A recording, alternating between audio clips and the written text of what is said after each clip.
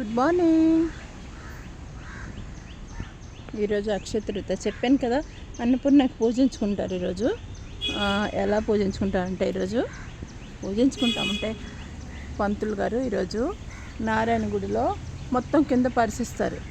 పులిహోర, దద్దోజనం, ఇంకా లడ్డు, ఫ్రూట్స్ తేనెలో కలుపుతారు.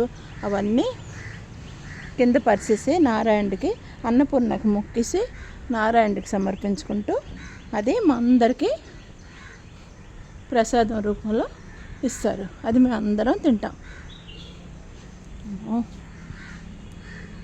ఎలా ఉంది మా గార్డెన్? ఇంకా అయితే గుడి, చిన్న గుడి.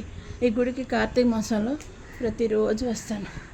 ఇంకా అప్పుడప్పుడు సోమవారం పూట.